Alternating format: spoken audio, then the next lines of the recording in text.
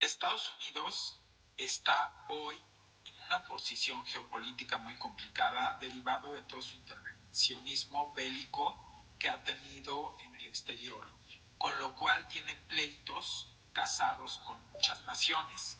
México, a diferencia de Estados Unidos, está en una posición global geopolítica privilegiada y geoeconómica también privilegiada, porque no tiene pleitos con ningún país y porque al revés, porque está recibiendo cualquier cantidad de inversión derivado del nearshoring de múltiples países, porque hay que decirlo así, estamos recibiendo hasta de Italia. Yo les dije que por favor revisaran cuánto llegó de Italia en el último año, de inversión de Alemania y de todo. Realmente es muy interesante el tema de poder entender esto, porque entonces desde ahí paréntesis, cuando alguien te quiere poner en una encrucijada, no es lo mismo el que no tiene plan B que el que tiene plan B.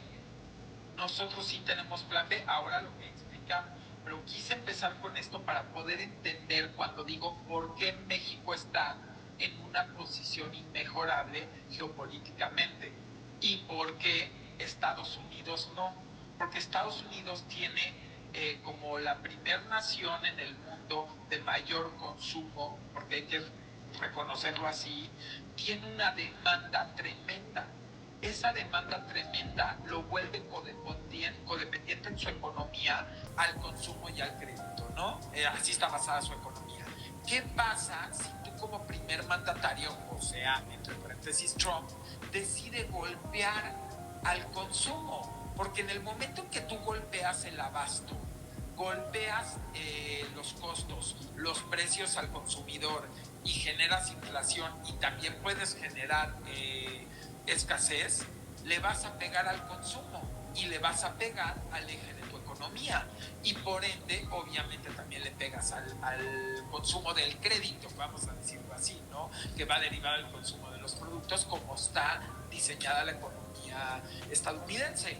Entonces creo que Trump este tipo de rabietas muy típicas de él las hace con el estómago y una vez que ya se sienta a cabeza fría con sus asesores, como un empresario porque lo es, que sabe de números y que sabe de business, de negocios, pues se da cuenta que esto no es viable.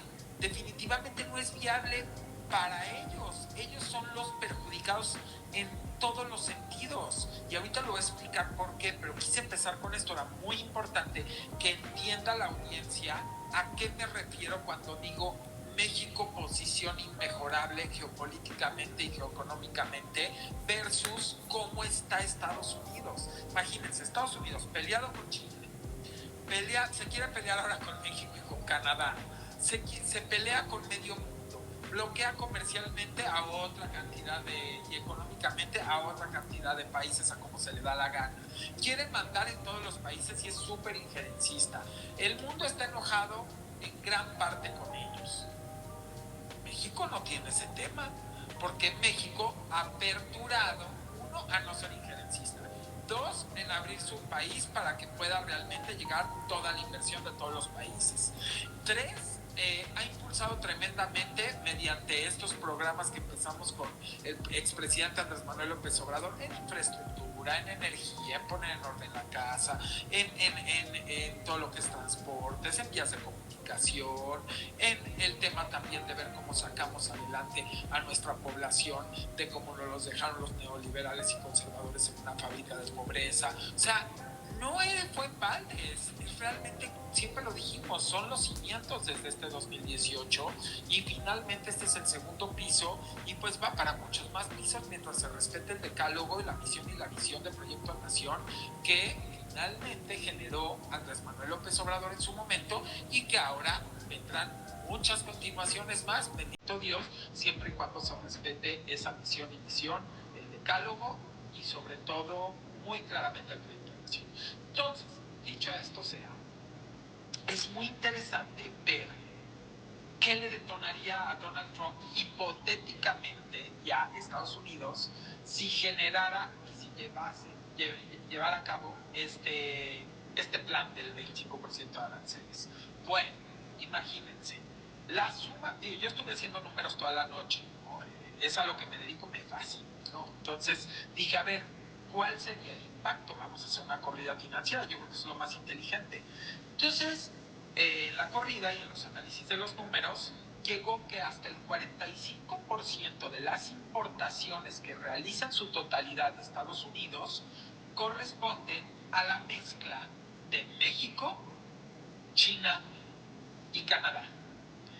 Número 1, México como su principal proveedor y exportador hoy en día. Número 2, China. Y número 3, Canadá.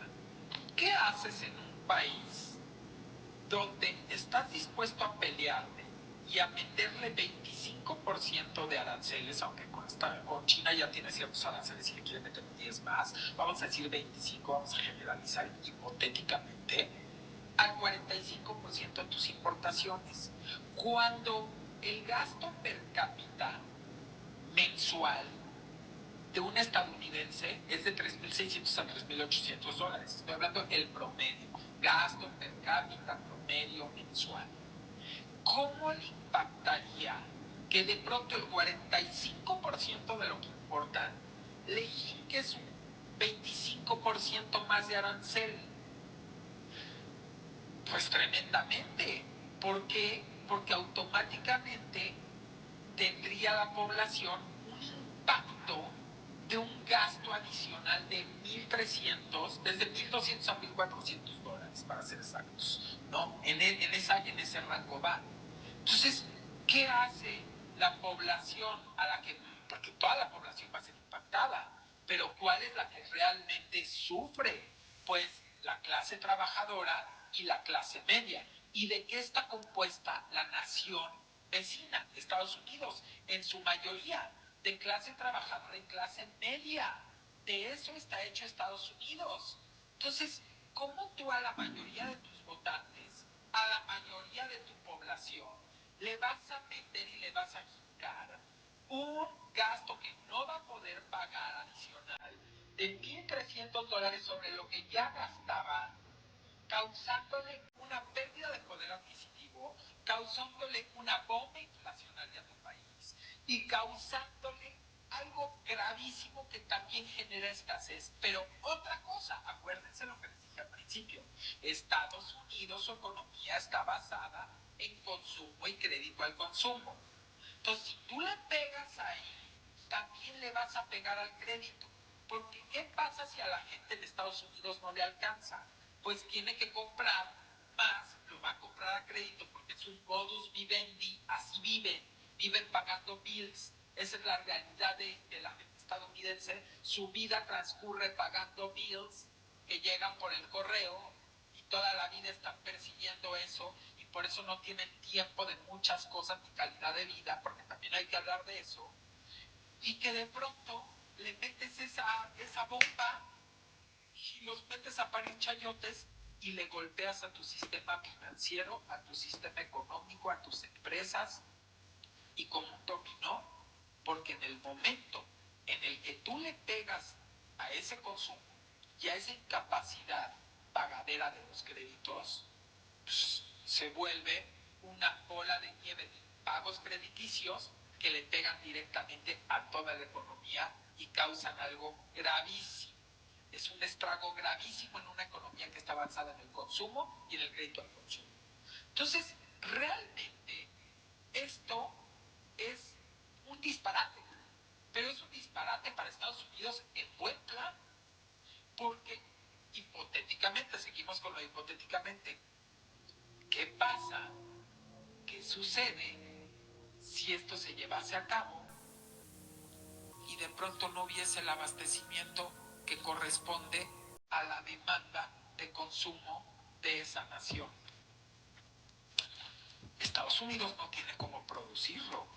Y peor aún, si en el plan Harakiri de Trump, que es hacerse Harakiri solo, está correr a los migrantes y no recibir a más flujo de migrantes que necesita su sistema productivo y económico y de servicios y de construcción y de hotelería y de gastronomía y de mantenimiento y de agricultura, pues que me platique Trump de dónde va a sacar los productos.